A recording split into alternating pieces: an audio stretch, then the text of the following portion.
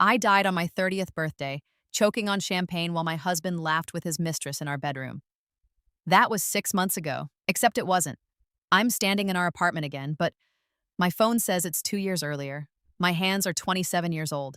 The engagement ring Marcus gave me, the one I pawned to pay for my mother's funeral in my first life, glitters on my finger, pristine and new. My heart is hammering because I know exactly what's about to happen. In approximately 4 minutes, Marcus will come home early from his business trip to surprise me. He'll have flowers, grocery store roses because he's cheap when it comes to me, and he'll ask if we can talk. He'll confess that he's been emotionally distant and wants to work on our marriage. What he won't confess is that he's been sleeping with Vivian Chen, his coworker, for 8 months, or that she just broke up with him because she got engaged to someone else, or that I'm his consolation prize, his safety net, his backup plan. In my first life, I believed him. I took him back. I tried harder. I ignored the lipstick stains and the late nights and the way he flinched when I touched him. I spent 2 more years shattering myself into smaller and smaller pieces, trying to fit into the shape of a wife he could love. Then on my 30th birthday, I came home early from my mother's funeral, the one he didn't attend because of a crucial client meeting, and found him in our bed with Vivian.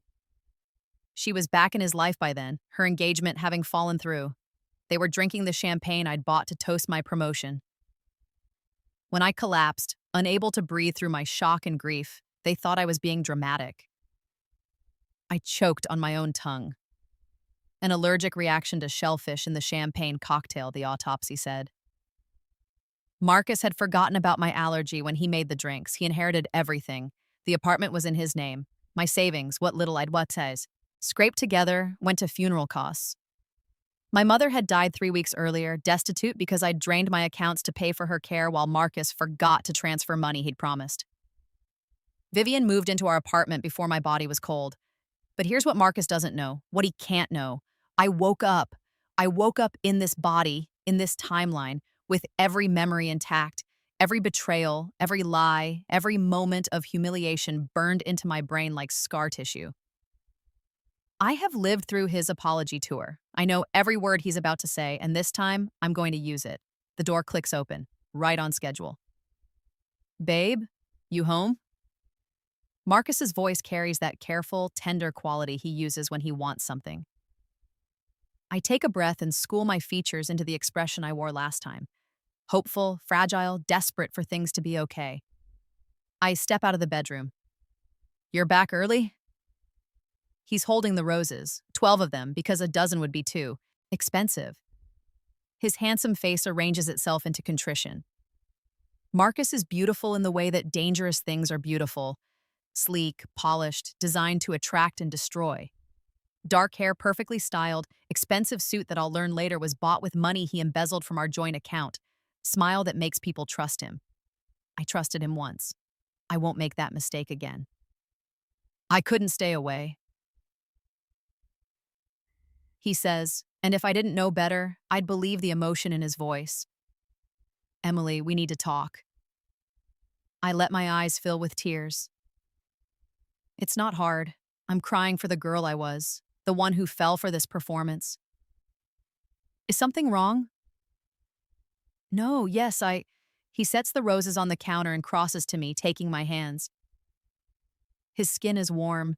I remember how cold it felt in my first life, how he pulled away from my touch more and more as the months wore on. I've been a terrible husband. Marcus, but let me finish, please. He squeezes my hands and I let him see hope flicker across my face. I've been distant, distracted, working too much, not making you a priority. You deserve better than that. You deserve better than me. The script is perfect, practiced. I wonder how many times he rehearsed this in the mirror. You're working so hard for our future, I say softly, feeding him the line he needs. I understand. No. He shakes his head, and I have to admire the performance. There are actual tears in his eyes. You shouldn't have to understand. You should have a husband who comes home to you, who takes you out, who makes you feel loved. I want to be that man, Emily. I want to be the man you married. In my first life, this is where I broke. where I sobbed and told him, yes, we could fix this. I loved him so much, I'd do anything to make us work. I deliver the same lines now, but behind my tears, I'm calculating. Marcus needs me for the next 18 months. In my first timeline, his company went through a major restructuring. His mentor, David Park, was promoted to senior vice president and brought Marcus up with him, but only after a thorough review of all candidates. David valued stability, family values, dedication. Marcus's coworkers who were single or divorced were passed over, no matter their qualifications. Marcus knows this. Vivian dumped him a week ago and he's panicking. He needs the image of a stable marriage, a devoted wife, to secure his promotion. After that, after he's safe in his new position with his new salary, he'll go back to Vivian. He'll cheat openly. He'll make my life so miserable that I'll either accept it or leave, and either way, he won't care. But I'm going to give him exactly what he wants. I'm going to be the perfect wife, the stable marriage, the devoted partner who makes him look good. I'm going to help him get that promotion. And then I'm going to destroy him. I love you, I whisper, letting him pull me into his arms. I love you so much. His cologne, expensive, bought with money he told me we didn't have, fills my nose. I feel him relax against me, tension draining from his shoulders. He thinks he's won. He has no idea the game has changed. Over his shoulder, I catch my reflection in the hallway mirror. My eyes are dry now, cold and clear. I let myself smile just for a second where he can't see. Welcome to your second chance, Marcus. I'm going to make sure you regret every moment of it. The next morning, I call in sick to work. Marcus kisses my forehead before he leaves, a show of affection he hasn't bothered with in months in this timeline, and tells me to rest. The moment the door closes, I'm up and moving. I have 18 months to prepare. In my first life, I wasted this time believing his lies, trying to be better, smaller, more convenient. Not this time. First priority, money. In my original timeline, Marcus drained our joint accounts gradually, taking cash here and there for his business expenses that were actually dinners with Vivian, hotels, gifts. By the time I realized what he was doing, there was nothing left. My own salary went to bills he claimed he'd pay but never did, to his credit card debt he swore was temporary, to his mother's medical expenses that I later learned were cosmetic procedures. I transfer 70% of my savings to a new account at a different bank.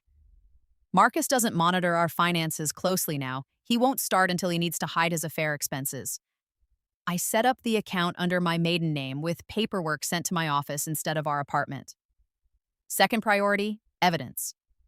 I know Marcus is still seeing Vivian casually. They won't reignite their affair until after his promotion, but they're friends, and that friendship has undertones he thinks I'm too stupid to notice. I need documentation of everything. Every lie, every suspicious late night, every dollar he steals. I install monitoring software on our shared laptop. Nothing illegal, just access to the email. Account he thinks is private. I buy a small camera and hide it in our bedroom bookshelf, angled at the bed. I start keeping a journal, dated and detailed, of every conversation, every broken promise, every time he comes home smelling like perfume. Third priority, allies. In my first life, I was isolated. Marcus didn't like my friends. They were negative influences who didn't understand our relationship. My mother was sick and consumed all my emotional energy. My coworkers were friendly but distant. When everything fell apart, I had no one. This time, I'm going to build a network. I text my best friend from college, Rachel Martinez. We drifted apart in my first timeline because Marcus always had an excuse why I couldn't see her. Not this time. Coffee this week? I miss you. Her response comes immediately. Finally! I thought you'd forgotten about me. Friday? Perfect. I researched divorce lawyers. The best family law attorney in the city is Karen Joe. She's expensive, ruthless, and has a reputation for annihilating cheating spouses in court. In my first life, I couldn't afford her. This time, I'm going to make sure I can. Her consultation fee is $500. I book an appointment for next week under my maiden name, Emily Chen. Fourth priority, myself. I look in the mirror and barely recognize the woman staring back. In my first life at this point, I was already shrinking. Losing weight from stress, hiding my body in baggy clothes because Marcus made comments about the weight I'd gained. wearing my hair the way he liked it, makeup the way he preferred, smiling through exhaustion and misery. I'm 27 years old and I look like a ghost, not anymore. I make an appointment with a hairstylist Rachel recommended years ago. I join the gym down the street, not to lose weight for Marcus, but to feel strong, to reclaim my body as my own. I buy clothes I actually like, not the muted colors Marcus prefers. I make an appointment with my doctor to discuss the anxiety medication I was too ashamed to ask for in my first life. When Marcus comes home that night, I'm cooking dinner, his favorite, because I need him complacent. He kisses my cheek and I smile like I'm happy to see him. "How was your day, Shemaibes?" I ask. "Long. David's pushing hard on the Henderson project. I might need to work late this week." He loosens his tie and I see the text message notification light up his phone before he silences it. Vivian's name flashes for just a second. In my first life, I ignored signs like this, told myself I was being paranoid, insecure, crazy. "That's fine," I say lightly. "I was thinking of meeting up with Rachel Friday anyway. We haven't caught up in forever." He stiffens slightly. "Rachel, I thought you two weren't really close anymore." "We drifted, but I miss her. Is that okay?" The question is a test. In my first life, he said no, and I listened. Now I'm watching to see if he's learned to be more subtle in his control. He has. "Of course, babe. I want you to see your friends. I've been monopolizing all your time, haven't I?" He smiles, warm and genuine looking. "Invite her over for dinner sometime. I'd love to get to know her better." Liar. He hated Rachel because she saw through him, but he's playing the part of the reformed husband now, so he'll pretend. "That's sweet," I say, and mean none of it. "She'll love that." We eat dinner. We watch television. He holds my hand on the couch, and when we go to bed, he pulls me close and tells me he loves me. Every word is calculated. Every gesture is performance. I perform right back, and I'm better at it than he'll ever know. In the darkness, after he falls asleep, I open my new phone, the one I bought with cash, that has no connection to our shared plan, and start researching. I need to know everything about David Park's promotion timeline, about the company restructuring, about what Marcus needs to achieve to secure his position. Knowledge is power. In my first life, I was kept ignorant. Never again. Friday afternoon, I meet Rachel at our old coffee shop in the Arts District. She arrives in a whirlwind of color and energy, her curly hair pulled back with a bright scarf, her laugh loud and unashamed. Seeing her makes something crack open in my chest. Grief for the friendship I lost, rage at how easily I let it go. "Emily!" She hugs me tight, smelling like paint and coffee and the incense she burns in her studio. "God, I've missed your face. You look different." I've cut my hair. Nothing dramatic, but it's shorter, lighter, more me. "Good different or bad different?" "Good, definitely good." She studies me as we sit, her artist's eye cataloging changes I'm not sure I can see yet. "You seem, I don't know, more present?" "I'm trying to be." I wrap my hands around my latte, letting the warmth ground me. Things with Marcus have been rough. Her expression shifts, guarded. Rachel never liked Marcus, and he knew it. In my first life, that knowledge drove a wedge between us that I let widen until we barely spoke. Rough how? I've prepared for this conversation. I can't tell her the truth. That I've lived this life before, that I know how it ends, but I can tell her enough. We almost separated. He's been distant and I've been struggling, but we're working on it. Are you happy?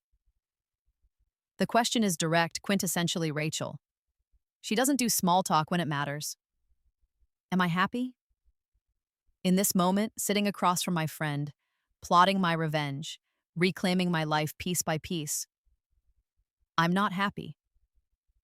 I'm furious. I'm grieving. I'm determined. But there's something else too, something I didn't expect. I'm alive in a way I wasn't before. I'm working on it, I say finally. But I need my friends back. I need you back. I'm sorry I disappeared. Marcus didn't like me. It's not a question. No. And you picked him. The words sting because they're true. I did. I was wrong. Rachel is quiet for a moment, stirring her coffee. Why now? Why reach out now? Because I died and came back and I'm not going to waste this second chance. Because I know how the story ends if I don't change it. Because I need someone in my corner when this all falls apart. Because I'm tired of being alone, I say, and that, at least, is completely true. Something in her face softens. Okay, but Emily, if he's trying to control who you see again, if he's making you feel like you need permission to have friends, I know. I meet her eyes. I'm not going to let that happen again. She nods slowly. Good. Because you scared me, watching you disappear. I thought I was losing you to him. You did. I don't say. In another timeline, you lost me completely. I died without even telling you goodbye. Tell me about your art, I say instead, steering the conversation to safer ground. Are you still working on the installation piece? Her face lights up and we spend the next 2 hours talking like we used to. She tells me about her gallery show next month, about the teacher at the community center who's been hitting on her, about her mother's ongoing campaign to get her to go to law school. I tell her about my job. I'm a financial analyst at a mid-sized consulting firm, work I'm good at, but that Marcus dismisses as not a real career compared to his position at his tech company. You should come to the opening, Rachel says as we're leaving. The show, I mean, next month. Bring Marcus if you want, but come either way. In my first life, I never made it to that show. Marcus had a work dinner the same night, and I stayed home rather than go alone. I'll be there, I promise. I wouldn't miss it. We hug goodbye, and she holds on a beat longer than necessary. I'm glad you called, she says quietly. I really am. Me too. Walking home, I feel something I haven't felt in years. Hope. Not hope that my marriage will work, I know better. But hope that I can do this, that I can play the long game, set the trap, and when the time comes, spring it perfectly. Marcus is working late, actually late, I think, not Vivian late. Not yet. I have dinner alone and use the time to review my notes. I've created a timeline of my first life, everything I can remember. Dates, events, conversations. Marcus's affair patterns. His promotion schedule, the company restructuring. My mother's illness progression. That last one is important. Mom doesn't get sick for another 8 months. In my first life, I didn't catch the signs early enough. By the time she was diagnosed with pancreatic cancer, it was already stage 4. She had 6 months, and Marcus made every one of them harder. He resented the money I spent on her care, the time I took off work, the way my grief made me no fun to be around. He didn't come to her funeral. That betrayal, more than anything else, was what finally broke me in my first life. I came home from burying my mother alone and found him in bed with another woman. This time, I'm going to catch the cancer early. I'm going to save her if I can, and if I can't, I'm going to make sure she gets every moment of love and care she deserves. And Marcus isn't going to take a single dollar meant for her treatment. My phone buzzes. Marcus, working late? Don't wait up? Love you. I check the timestamp against my first life journal. In the original timeline, he worked late tonight too. I remember because I made his favorite dinner and it went cold waiting for him. I cried myself to sleep feeling worthless and unwanted. I ordered Thai food from my favorite restaurant, the one Marcus won't eat at because it's too ethnic, and watch a movie he hates. When I finally go to bed at midnight, I sleep soundly in the center of the mattress, taking up space. Marcus comes home at 2 in the morning, smelling like whiskey and someone else's perfume. He thinks I'm asleep. He doesn't know I'm lying in the dark, awake and aware, cataloging every detail for the file I'm building. Let him think he's getting away with it. The trap is just beginning to close. My consultation with Karen Joe happens on a Tuesday afternoon. I tell Marcus I have a dentist appointment and take a long lunch. Karen's office is in a sleek high-rise downtown, all glass and steel and quiet power. Her receptionist is polished and professional, and I'm led to a conference room with a view of the city that probably costs more per month than my salary. Karen herself is in her 50s, sharply dressed with eyes that miss nothing. She shakes my hand with a grip that means business. Ms. Chen, she says, and I'm grateful I had the foresight to use my maiden name. You're interested in discussing divorce proceedings? Potentially, I'm gathering information. I've prepared for this meeting, rehearsed what I can and can't say. My marriage is struggling. My husband has been unfaithful, though I don't have concrete proof yet. I want to know my options. Smart.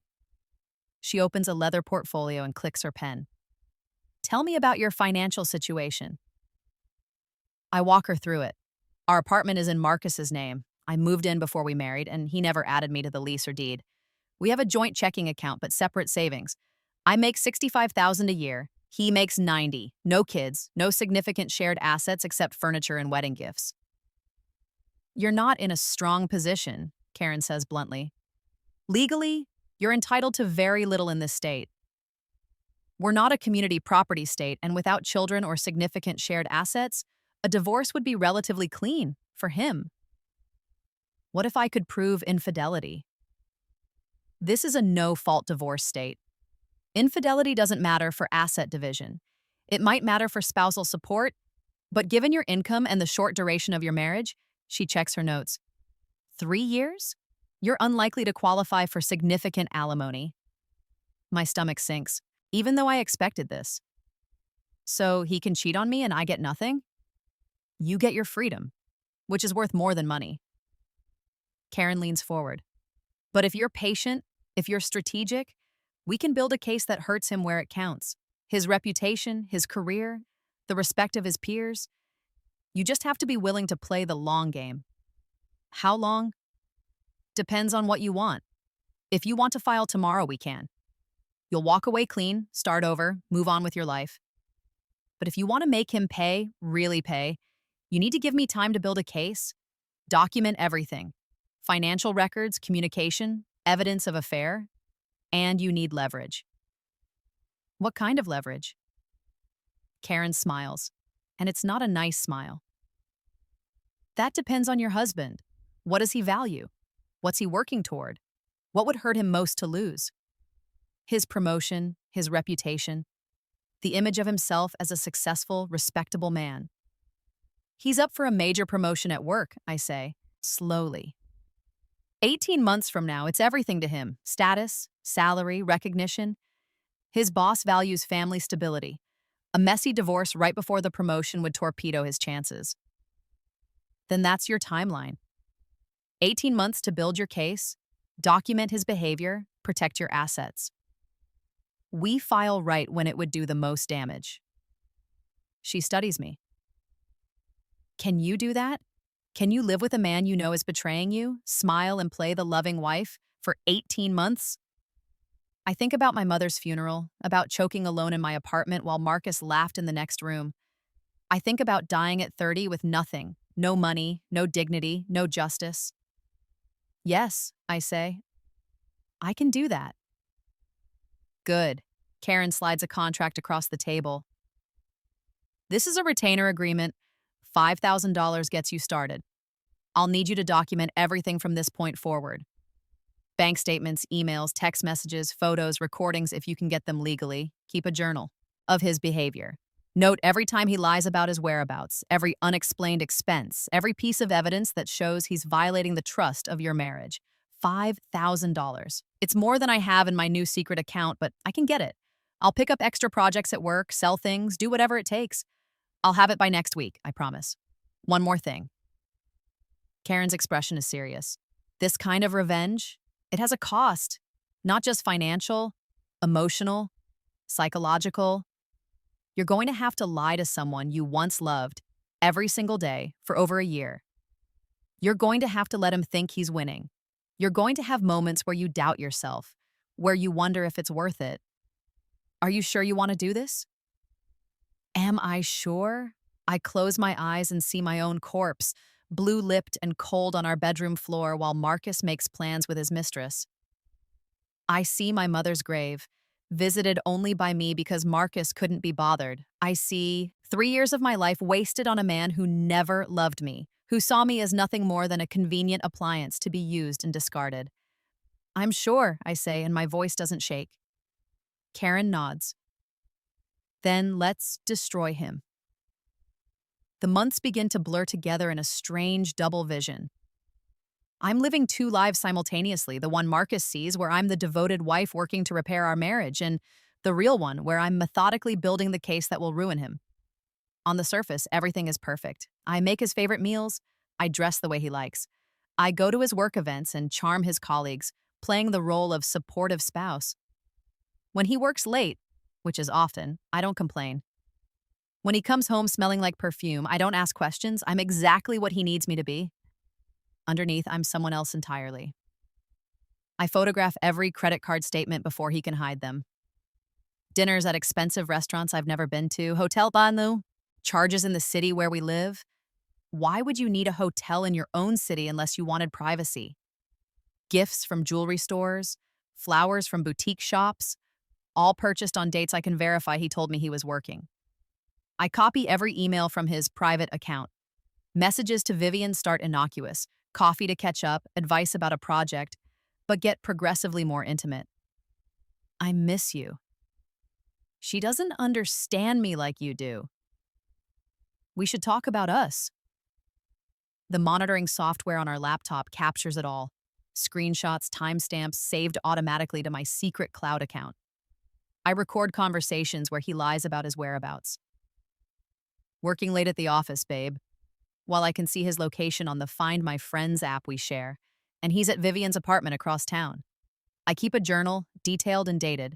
Every lie, every broken promise. Every time he snaps at me for asking innocent questions, every time he dismisses my feelings, every calculated moment of manipulation. The evidence grows like a tumor, dark and undeniable. 3 months in, Marcus gets called into a meeting with David Park. He comes home nervous, excited, trying to hide both. I play the encouraging wife, listening as he talks about new responsibilities, possible restructuring, the hint of bigger things to come. David mentioned the senior VP position might be opening up next year, he says over dinner, and I can see him watching me, gauging my reaction. It would mean a huge raise. We could buy a real house, start thinking about. He cuts himself off, but I know what he was going to say. Kids. In my first life, he brought up children around this time too. Not because he wanted them, but because David had 3 kids and talked constantly about family values.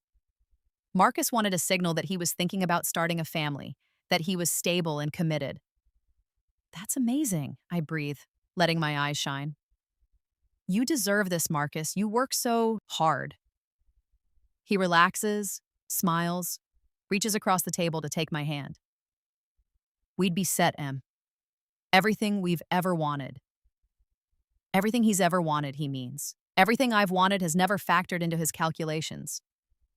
I'm so proud of you, I lie. That night, he makes love to me for the first time in months. It's performative, distant, and I know he's thinking about Vivian. But I play along because this is part of the trap. I need him to think I'm invested in this marriage, in his success, in our future together. After he falls asleep, I take a shower and scrub my skin raw. 4 months in, my mother calls. Emily? Honey, I need to talk to you about something. My heart stops. This is it. Earlier than in my first life, but the same conversation. I know what she's going to say before she says it. I've been having some pain. Abdominal pain, back pain. I finally went to the doctor and they want to run some tests. Probably nothing, but what kind of tests? I'm already pulling up my calendar, calculating when I can take time off. A CT scan, some blood work. The doctor seemed concerned about my pancreas, but I'm sure it's just, when's the appointment? Thursday, but sweetheart, you don't need to come. I know you're busy. I'm coming. My voice leaves no room for argument. Text me the time and place. I'll be there. After we hang up, I sit in the silence of our apartment and let myself feel it. The terror, the grief, the desperate hope that this time will be different. In my first life, by the time Mom went for tests, it was too late. Stage 4, inoperable, 6 months to live. But I caught it earlier this time. Maybe, just maybe, we have a chance. Marcus comes home to find me crying on the couch. What's wrong? My mom has to get some medical tests done. They're worried about her pancreas. He stiffens. I can see the calculation in his eyes, the quick mental math of how this might affect him. I'm sure it's nothing. Your mom's healthy. I'm going to the appointment with her. When? Thursday. I have that client dinner Thursday. We talked about this. I need you there. In my first life, I skipped my mother's appointment. I went to Marcus's dinner, smiled at his clients, played the perfect wife while my mother sat alone in a doctor's office and received the worst news of her life. I'm going to my mother's appointment, I say quietly. His jaw tightens. This dinner is important. So is my mother. We stare at each other across the living room. This is a test, and we both know it. In my first life, he won. I prioritized him, and my mother paid the price. Fine, he says finally coldly. I'll make an excuse. But this is really inconvenient, Emily. I don't bother responding. I go to bed and leave him fuming on the couch. Thursday, I hold my mother's hand in the sterile examination room and listen to the doctor explain what they found. A mass on her pancreas, too early to know if it's malignant, but concerning. They need to do a biopsy. Mom is scared, trying to hide it behind her usual competent exterior. She's been alone since Dad died 10 years ago, independent and proud, never wanting to be a burden. But I can see the fear in her eyes. Whatever it is, I tell her, squeezing her hand, we'll handle it together, okay? You have your own life, honey. Your marriage, you're my mother. You're my priority. She cries then, quiet tears that break my heart. In my first life, she faced most of this alone because I was too wrapped up in Marcus's drama. Not this time. The biopsy results come back 2 weeks later, cancer. Stage 2, caught early, operable. The oncologist gives us statistics, survival rates, treatment plans, surgery followed by chemotherapy. It's terrifying, but it's not hopeless. It's not the death sentence it was before. Marcus is furious when I tell him I'll need to take time off work to help with her treatment. Your mother has friends. She can hire help. Why does it have to be you? Because she's my mother. And I'm your husband. Doesn't that matter? Of course it does. I keep my voice level, reasonable. But I'm not abandoning my mother when she's facing cancer. He changes tactics, softening. I know, babe. I'm sorry. I'm just worried about you taking on too much. You're already stressed with work, and now this. I don't want you to burn out. Liar. He doesn't care if I burn out. He cares that my mother's illness might interfere with his image of marital stability. I can handle it, I say. He drops it, but I see the resentment in his eyes. It's the same resentment I saw in my first life, the seed that grew into contempt. He wanted a wife who existed solely for his convenience, and I keep inconveniently being a human being with my own priorities. I use my secret savings to help pay for Mom's treatment. The cancer center has a payment plan, but the upfront costs are brutal. I tell Marcus I'm using my savings, and he's relieved. It means he doesn't have to contribute. I don't tell him I'm also covering rent and groceries from my salary because he's been forgetting to transfer his share to our joint account. The hidden camera in our bedroom captures him with Vivian 5 months into my timeline. She comes to our apartment while I'm at the hospital with Mom. They don't make it to the bedroom. They have sex on our couch, in our living room, her moans echoing off the walls of the home I pay for. I watch the footage once just to be sure it's clear. Then I save it to my secure cloud and try not to vomit. Rachel notices I'm struggling. We've been meeting for coffee every week, and I can't completely hide the strain. She thinks it's my mother's illness, and partly it is. But it's also the exhausting work of pretending my marriage isn't a corpse I'm dragging around. You look tired, she says gently. Are you taking care of yourself? As much as I can. How's Marcus handling all of this? I laugh, bitter and sharp. He's not. Emily, he's been great, I correct quickly, remembering my role. Supportive, it's just hard, you know? Everything at once. She doesn't look convinced, but she lets it go. My show is next week. You're still coming, right? Absolutely. I need something good, something real, something that isn't this performance. Marcus predictably has a conflict the night of Rachel's opening. Big client meeting, I can't miss it. That's fine. I'll go alone. He looks surprised. In my first life, I stayed home rather than go without him. You sure? Rachel's my friend. I want to support her. He shrugs, clearly relieved he doesn't have to pretend to care about art. Have fun? The gallery is small but packed, the walls covered with Rachel's mixed media pieces. They're gorgeous, layered, textured, full of pain and beauty in equal measure. I buy one with my secret money, a piece called Rebirth that shows a woman emerging from ashes, her face fierce and new. Rachel hugs me when she sees I've bought it. You didn't have to do that. I wanted to. It spoke to me. She studies my face. Yeah, I can see that. We drink cheap wine and talk to strangers about art. And for a few hours, I forget about Marcus and divorce lawyers and cancer and revenge. I'm just Emily, supporting her friend, existing in a moment untainted by my dead-end marriage. It's the most alive I've felt in months. When I get home, Marcus is already asleep. Or pretending to be. His phone is face down on the nightstand, and when I check the location history later, I see he wasn't at any client meeting. He was at Vivian's apartment. I add it to the file. 6 months in, David Park announces the restructuring timeline. Marcus comes home elated, barely able to contain his excitement. It's happening, Em. The VP position will be posted next month. Interviews in 6 months, decision in 9, official promotion in a year, 12 months from now, 18 months from the day he came home with grocery store roses and fake tears. That's amazing, I say, and I mean it. Everything is going according to plan. He pulls me into his arms, kisses the top of my head. We're going to have everything. I'm going to give you everything. Over his shoulder, I catch my reflection in the window. My smile doesn't reach my eyes. You're not going to give me anything, I think. But I'm going to take everything from you. The countdown has begun. The next 6 months are a carefully choreographed dance. Marcus needs me more than ever. David Park's evaluation process includes interviews with candidates' families, informal gatherings where spouses are observed, casual questions about home life and stability. Marcus's competition includes 2 divorced colleagues and 1 who's single. He has an advantage, but only if I play my part perfectly. I play it flawlessly. At the company barbecue, I'm charming and warm, talking to David's wife about her garden and asking after their children.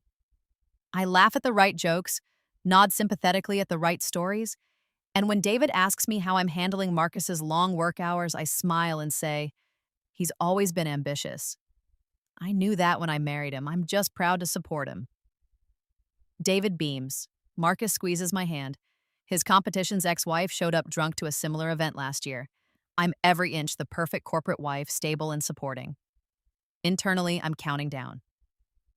Marcus gets sloppy with Vivian. The affair is fully reignited now. He barely bothers to hide it anymore. He's confident in his promotion, confident in my ignorance, confident that even if I suspected something, I'd never leave. Where would I go? What would I do? I'm just Emily, the girl who makes decent money but not great money, who has a sick mother and no real prospects. That's what he thinks anyway. The lipstick on his collar is a different shade every week. I photograph each one. The hotel charges on our credit card, which I'm no longer using, subsisting entirely on my own salary and savings, stack up. I copy every statement. His phone password changes. I install a keylogger on our laptop and capture the new one within a day. His text messages to Vivian get explicit. I screenshot every one. I'm going to leave her after the promotion, he writes. Just need to get through this process. David's big on family values, you know that. I know, Vivian responds. I can wait, as long as I'm the one you really want. Always have been, he lies. She's just convenient right now. I'm convenient, like a piece of furniture, a tool. I save the screenshots and feel nothing. I'm beyond anger now. I'm surgical. My mother's surgery happens 8 months into the timeline. They remove part of her pancreas, several lymph nodes, and a section of her small intestine. The surgery takes 9 hours. I hold vigil in the waiting room, drinking terrible coffee and trying not to think about my first life, where I was planning her funeral at this point. Marcus doesn't come to the hospital. He has a crucial meeting. Rachel sits with me instead, her presence solid and real. When the surgeon finally comes out and tells me they got all the visible cancer, that mom's prognosis is good, I break down sobbing in Rachel's arms. She's going to be okay, Rachel murmurs. She's going to be okay. My phone buzzes. Marcus. How'd it go? I don't respond. Mom's recovery is slow but steady. Chemotherapy starts a month later, 4 rounds, one every 3 weeks. I take her to every appointment. I sit with her while poison drips into her veins to kill whatever cancer cells might remain. I hold her hair while she vomits, rub her feet when they ache, sleep on her couch so she's not alone. Marcus resents every minute I spend away from home. He doesn't say it directly, he's too smart for that, but I can feel it in his clipped responses, his heavy sighs, the way he makes passive-aggressive comments about how much time I'm spending with my mother. She has cancer, I say flatly when he implies I'm neglecting him. I know, I'm just saying you have a husband too. Do I? The words slip out before I can stop them. He blinks. What's that supposed to mean? I could confront him right now. I could lay out every piece of evidence, every lie, every betrayal. I could watch him scramble to explain, to gaslight, to turn it around on me. But I don't, because my revenge isn't ready yet. Nothing, I say tiredly. I'm just exhausted. He softens, playing the concerned husband. I know, babe. This has been hard on you. On both of us. I just miss you. I miss you too, I lie. 10 months in, David Park invites the final 3 candidates and their families to his lake house for a weekend. It's the final evaluation, the last test before the promotion decision. Marcus is vibrating with anxiety, drilling me on what to say, how to act, what topics to avoid. Don't mention your mother's illness, he instructs. David doesn't need to know about that drama.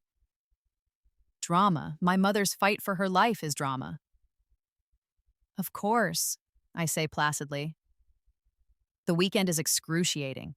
I'm the perfect guest, complimenting the house, helping with meal prep, playing with David's grandchildren, discussing politics in vague, inoffensive terms. Marcus's competitors bring their partners. One brings a new girlfriend, half his age, who can barely hold a conversation, and the other brings his fiancée, who spends the entire time on her phone. I'm poised, engaged, mature. I'm winning David's approval with every smile. Sunday evening, as we're packing to leave, David pulls Marcus aside for a private conversation. I watch from the window as they talk on the dock, David's hand on Marcus's shoulder, both men nodding seriously. When Marcus returns, he's trying to hide his triumph, but I can see it radiating from him. What did he say? I ask. Can't talk about it. Yet. But he grabs me, lifts me off my feet in a hug. It's good, Em. It's really good. In my first life, this was the moment I felt happiest. I thought we'd turned a corner. I thought his success would mean our stability, our future, our happiness. Now I know better. His success means nothing for me. It's just the stage where I'll deliver his destruction. I'm so proud of you, I murmur into his shoulder, and I mean it in a way he'll never understand. I'm proud of myself for making it this far, for not breaking, for staying focused on the end game. 3 more months, 90 days. I can survive anything for 90 days. Marcus gets the official offer 11 months in. Senior Vice President of Product Development, $180,000 salary, double his current pay. Stock options, benefits, a corner office, a team of 20 people reporting to him. He's ecstatic. He takes me to dinner at the most expensive restaurant in the city, the one he always said was too pricey when I suggested it, and orders champagne. The real stuff, not the cheap sparkling wine he usually buys. To us, he says, raising his glass, to our future. I clink my glass against his and sip champagne that costs more than my weekly grocery budget. It tastes like ashes and victory. When's the official start date? I ask. 3 months. They're announcing it at the annual company gala. Big production. David wants to make a statement about the new leadership team. His eyes are bright with ambition. It's black tie, huge venue, everyone who matters will be there, including the board. Perfect, an audience. I'll need to get a dress, I say. Get whatever you want. We can afford it now. He reaches across the table, takes my hand. Thank you for sticking with me through this, Em. I know I've been distant, focused on work, but it's all been for us. For this. No, it's been for him, for his ego, his ambition, his image. I've just been a prop in his performance, but I smile and squeeze his hand. I love you. I love you too. The lie sits between us like a third presence at the table. That night, he makes love to me with more passion than he's shown in months. He's high on success, on victory, on the future he thinks he's secured. Afterward, he falls asleep with a smile on his face. I lie awake and finalize my plans. The next morning, I call Karen Jo. It's time, I tell her. 3 months from now, I need the papers ready. I'll have them prepared, she says. Final grounds for divorce? Irreconcilable differences. Infidelity, financial misconduct. I've documented all of it. The affairs, the stolen money, the lies. I want everything filed the day of his promotion gala. That's aggressive. You sure you want to do it that publicly? I'm sure. This is the whole point. Not just to divorce him, but to humiliate him. To take his moment of greatest triumph and turn it to ash. To make sure everyone he wants to impress sees him for exactly what he is. Okay, I'll need you to review the final documents 2 weeks before. We'll have a process server ready to deliver them at the event. He'll be surrounded by colleagues, his boss, the board of directors. I know, Karen's smile is audible and maximum impact. I like it. We discuss logistics, how the papers will be served, what I need to do to protect myself legally, how to ensure I'm safe when everything explodes. Karen's firm has handled high-conflict divorces before. They know how to manage the fallout. One last thing, Karen says. Are you prepared for the aftermath? Marcus is going to be furious, humiliated. Men like him don't handle that well. I think about dying on my bedroom floor, alone and unloved. I'm prepared. After I hang up, I sit in my car in the parking garage and let myself shake. 3 months, 12 weeks, 90 days. Then freedom. The final countdown begins with Marcus at his absolute peak. The company announces his promotion, internally, and congratulations flood in. His colleagues take him out for drinks. David Park gives a speech about Marcus's dedication and vision. Everything Marcus has ever wanted is falling into his lap. He starts spending even more money. New suits for his new position. A new watch. A new car. A sleek black Mercedes that costs more than I make in a year. When I ask about the car payment, he waves me off. We can afford it now, Em. Don't worry about money. But I've seen the credit card statements. The debt is staggering.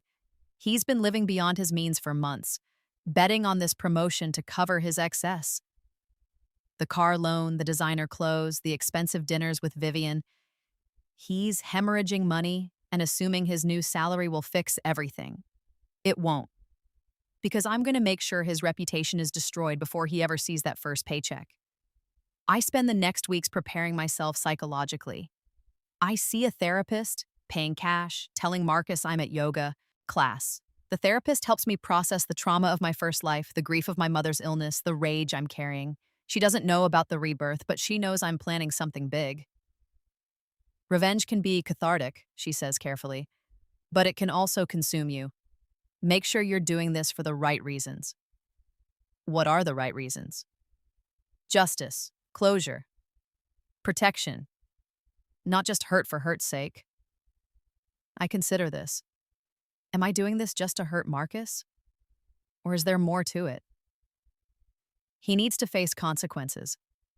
I say finally. In the past, he got away with everything. He hurt me, betrayed me, and suffered nothing for it. He needs to know that actions have consequences. that you can't just use people and discard them. She nods. That's justice. Just remember, after you get it, you still have to live with yourself. Make sure that when this is done, you can move forward. Can I? I don't know, but I know I can't move forward until I finish this, Mike K. Mother finishes her last round of chemotherapy 6 weeks before the gala. The oncologist is optimistic. Her scans are clear. Her prognosis is excellent. She's weak and exhausted, but alive. Alive in a timeline where she should be dead. I couldn't have done this without you, she tells me, holding my hand in her living room. You saved my life, Emily. I saved you by dying first, I think, but don't say. I saved you by getting a second chance. I love you, Mom. I love you too, sweetheart. She studies my face. How are you? Really? I'm okay. Are you? Because you seem, I don't know, different, like you're carrying something heavy. I'm carrying the weight of 2 lifetimes, the knowledge of my own death, the burden of revenge I'm about to unleash. Just tired, I say. She doesn't believe me, but she doesn't push. If you ever need to talk about anything, I'm here. I know. I leave her house and drive aimlessly for an hour, trying to reconcile the 2 versions of this moment. In my first life, I was planning her funeral. Now I'm planning her recovery. The timeline has changed so much, and yet the core of who I am, who Marcus is, remains the same. Some things, it seems, are immutable. 4 weeks before the gala, I buy my dress. It's black. Of course it's black. And elegant, understated. I look like I'm going to a funeral, which is fitting. I'm burying my marriage. Marcus sees it and frowns. That's a bit dark, isn't it? This is a celebration.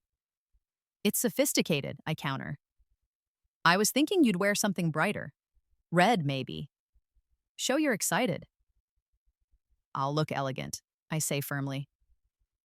He backs down, but I can see he's annoyed. He wants me to be an accessory to his triumph, bright and smiling and fading into the background. I'm going to be unforgettable instead. 2 weeks before the gala, I meet with Karen Joe to review the divorce papers. She's done exactly what I asked, outlined every infidelity, every financial betrayal, every broken promise. The document is thorough and damning. This will destroy him professionally, Karen warns. David Park values integrity. When this gets out, and it will get out, Marcus's reputation will be in tatters. Good. Emily. She looks at me seriously. I need to make sure you understand. Once we serve these papers, there's no taking it back. Marcus will know what you've done. He'll be furious, probably vindictive. You need to protect yourself. I have a plan. I've already started moving my things out of the apartment, bit by bit. Clothes, books, personal items. Anything that matters to me is now in a storage unit Marcus doesn't know about. I've changed my banking passwords, secured my documents, made sure he can't access anything of mine. I'll be moved out before he even gets home from the gala. Where will you go? My mother's house. Then I'm looking at apartments. Karen nods approvingly. Smart. And you have the protection order ready if you need Ihitsad. Yes. The restraining order is pre-filed, ready to be activated if Marcus tries anything. I don't think he'll get physically violent. He's too calculated for that, but I'm not taking chances. Okay, Karen slides the documents into a folder. The process server will be at the gala. She'll serve him right after the promotion announcement in front of everyone. Are you sure that's what you want? I'm sure. Then we're ready. 1 week before the gala, Marcus is practically bouncing with excitement. He's had his suits tailored, his shoes shined, his hair cut. He's rehearsing his acceptance speech in front of the mirror, gesturing grandly. He looks like a man on top of the world. He has no idea he's standing on the edge of a cliff. Vivian texts him constantly. I see the messages flash across his phone screen. She's asking when he's going to leave me, when they can finally be public, whether she'll get to attend the gala. He tells her no to the gala. Too risky, babe. Just a little longer, but yes to everything else. After I'm officially in the position, he writes. After things settle. Then I'll tell her, I promise. Liar. He has no intention of leaving me. He'll keep both of us, his wife and his mistress, perfectly compartmentalized. He'll have his respectable home life and his exciting affair, and he'll think he's won. 3 days before the gala, I pack the last of my things. The apartment is still full of our shared belongings, furniture, wedding gifts, kitchen supplies, but anything that's purely mine is gone. The movers are scheduled for the day of the gala, time to arrive while Marcus is at the event. Rachel helps me load boxes into the storage unit. She's been amazing through all of this, asking minimal questions, providing maximum support. She knows something is happening, but she trusts me enough not to pry. You're really doing this, she says, stacking a box labeled books. I'm really doing this. Good. She hugs me, tight. I'm proud of you. For what? For choosing yourself. The words hit me harder than expected. In my first life, I never chose myself. I chose Marcus again and again until there was nothing left of me to choose. Thank you, I whisper, for being here, for not giving up on me. Always, she says fiercely. Always. The night before the gala, Marcus is too excited to sleep. He tosses and turns, getting up to check his phone, pacing the apartment. I lie still and watch him, memorizing this moment. The last night of our marriage. The last time I'll have to pretend. Are you nervous? I ask quietly. Terrified, he admits.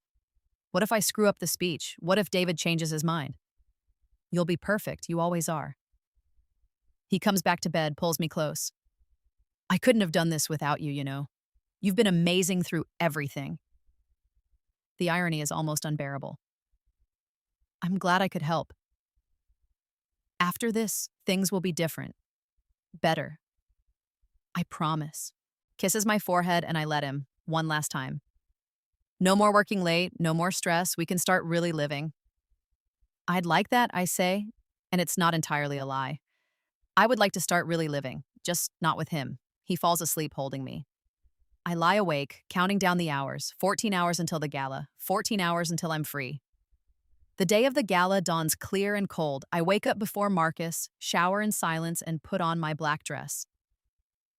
I do my makeup carefully, smoky eyes, red lipstick, the war paint of a woman going into battle. Marcus emerges from the bedroom in his tuxedo and stops when he sees me. Wow, you look, intense. Thank you. You sure about the black? It's a bit... I'm sure. He shrugs and adjusts his bow tie. Okay, you ready for this? Absolutely. The gala is at the Grand Regency Hotel, a sprawling ballroom with crystal chandeliers and enough marble to build a palace. Anthropic employees are everywhere, dressed in their finest, drinking champagne and networking. I spot Vivian immediately. She's wearing red, vibrant, and eye-catching, hovering near the bar and watching Marcus with barely concealed hunger. Marcus doesn't acknowledge her. He's too busy schmoozing with board members and executives, shaking hands and accepting congratulations. I stay by his side, playing my part one last time. Smiling at strangers, making small talk, being the perfect corporate wife. David Park finds us near the appetizer table. Marcus! And Emily, you look lovely. Thank you, David. I smile warmly. Congratulations on assembling such an incredible new leadership team. Well, I had excellent candidates. Marcus here was the clear choice. He claps Marcus on the shoulder. We'll be announcing the promotions in about an hour. You're up second, right after Janet's Chief Technology Officer announcement. I'll be ready, Marcus says, and his hand finds mine, squeezes. He thinks I'm his good luck charm, his proof of stability and success. He has no idea. The process server is a middle-aged woman in a navy dress positioned near the stage. We made eye contact when I arrived, a subtle nod of acknowledgement. She's holding a slim leather portfolio. Inside are the divorce papers, all 63 pages of evidence and legal language that will obliterate Marcus's perfect image. I excuse myself to the restroom, ostensibly to touch up my makeup. Really, I'm texting the movers. You're clear. Start now. While Marcus is basking in his moment of glory, my belongings are being removed from our apartment. By the time he gets home tonight, every trace of me will be gone. I return to the ballroom as the lights dim. A spotlight hits the stage. David Park takes the microphone and the room quiets. Thank you all for being here tonight, he begins. This company has achieved incredible growth this year, and it's thanks to the dedication and vision of our team. Tonight, we're recognizing that excellence by promoting several outstanding individuals to our senior leadership. The crowd applauds politely. Marcus is vibrating with anticipation beside me. First, David continues, I'm thrilled to announce that Janet Corrigan will be stepping into the role of Chief Technology Officer. Janet takes the stage to thunderous applause. She gives a brief speech about innovation and teamwork, thanks her family, and exits to more applause. And second, David says, and Marcus straightens, ready for his cue, I'm honored to promote Marcus Chen to Senior Vice President of Product Development. The room erupts. Marcus strides toward the stage, confident and triumphant. He shakes David's hand, takes the microphone, and launches into his prepared speech. Thank you, David, and thank you to this incredible company for believing in me. This promotion represents not just professional achievement, but personal growth. I've learned that success isn't just about individual accomplishment. It's about the people who support you, the team that lifts you up, the family that stands behind you. He looks directly at me. I want to thank my wife, Emily, who has been my rock through everything. None of this would be possible without her. The spotlight swings to me. Everyone turns. I feel their eyes, their expectation that I'll smile and wave and bask in reflected glory. Instead, I nod to the process server. She moves through the crowd with professional efficiency, her heels clicking on marble. Marcus is still talking, waxing poetic about leadership and vision, when she reaches the stage. Excuse me, she says, her voice cutting through his speech. Marcus Chen? He blinks, confused. Yes? You've been served? She hands him the leather portfolio and steps back. The room goes silent. Marcus opens the portfolio, still not understanding, and his face goes white as he reads the first page. Petition for dissolution of marriage. What is this? He looks up, finds me in the crowd. Emily? I stand and the spotlight follows me. Every eye in the room is on me now, and I feel powerful, in control, alive. It's a divorce, Marcus, I say clearly, my voice carrying in the shocked silence. I'm divorcing you. You can't, he's sputtering, his composure shattered. This is a mistake. We need to talk about this. We're done talking. I start walking toward the exit. My lawyer will be in touch. Emily, wait! He jumps off the stage, starts to follow me, but David catches his arm.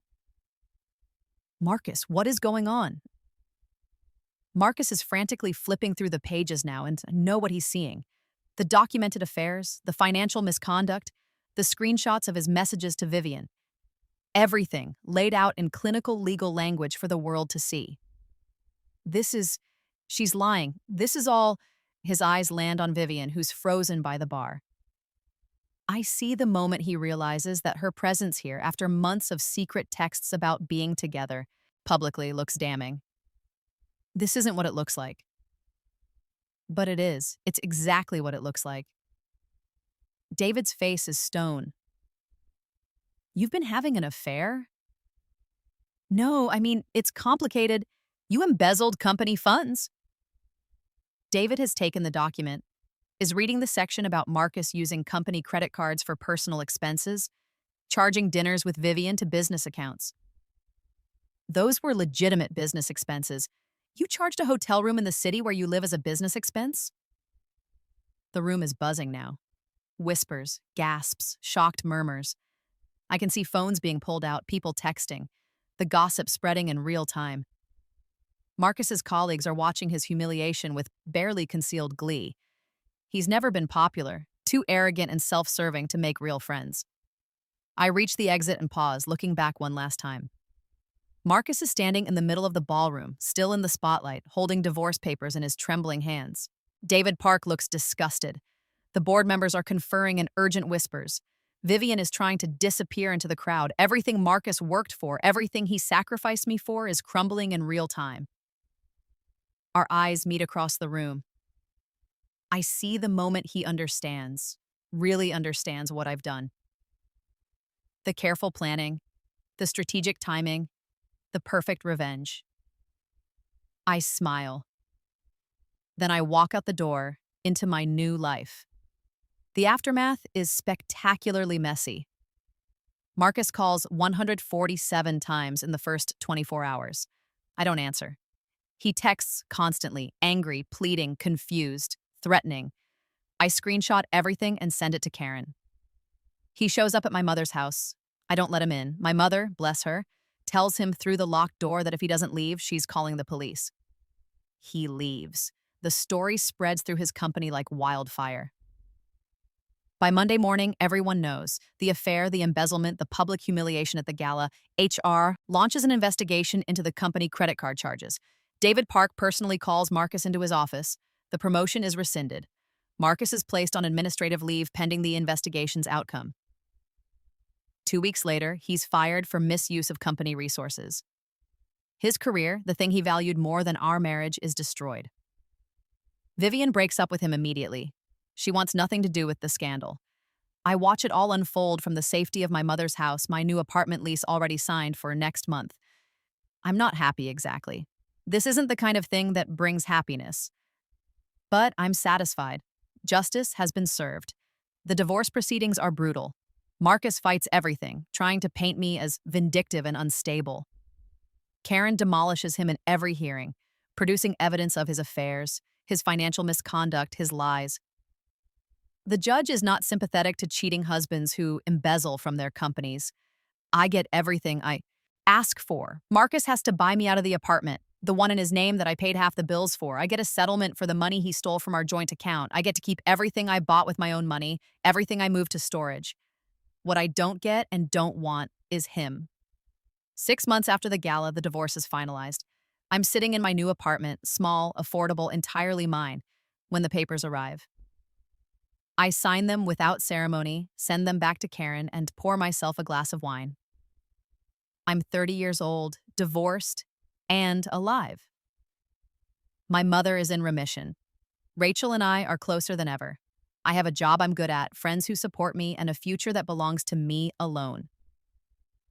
Marcus has nothing. No wife, no job, no reputation. Last I heard, he moved to a different city trying to rebuild. I hope it's hard. I hope he struggles. I hope he learns something from the ruins of his own making. But honestly, I don't think about him much anymore. I'm too busy living. A year after the divorce, I get a letter. It's forwarded from my old apartment to my new address, marked with Marcus's return address. I consider throwing it away unopened, but curiosity wins. Inside is a single page, handwritten. Emily, I know I have no right to contact you. I know you probably don't want to hear from me, but I need to say this, even if you never respond. I'm sorry. I'm sorry for the affairs, for the lies, for taking you for granted. I'm sorry for not appreciating what I had until it was gone. You deserved so much better than what I gave you. I've had a lot of time to think about what went wrong, about the man I was. I was selfish, cruel, I used you, and I treated our marriage like something disposable. I can't take that back, but I want you to know that I understand now how much I hurt you. I don't expect forgiveness. I don't expect anything from you. I just wanted you to know that I'm sorry and that you were right to leave. You were always too good for me. I hope you're happy. I hope you found someone who treats you the way you should be treated. You deserve everything good in this world. I'm sorry. Marcus. I read the letter 3 times. It sounds sincere. Maybe it even is. Maybe Marcus has actually learned something, grown, changed. Or maybe he's just trying to salve his own conscience, make himself feel better about the wreckage he created. Either way, it doesn't matter. I take the letter to my kitchen, hold it over the sink, and light it on fire with my stove lighter. I watch the paper curl and blacken, his words turning to ash. Some apologies come too late. Some bridges, once burned, should stay burned. I wash the ashes down the drain, pour another glass of wine, and text Rachel to see if she wants to get dinner. I have friends to see, a life to live, a future to build. Marcus's apology can burn with the rest of our marriage. I'm done looking back. 2 years after the divorce, I'm standing in Maison, an art gallery in Soho, looking at Rachel's latest show. This one is about transformation, women shedding old skins, emerging new and fierce. There's a piece called Phoenix that features a woman rising from flames, her face both beautiful and terrifying. That one's my favorite, a voice says beside me. I turn. He's tall with kind eyes and an easy smile.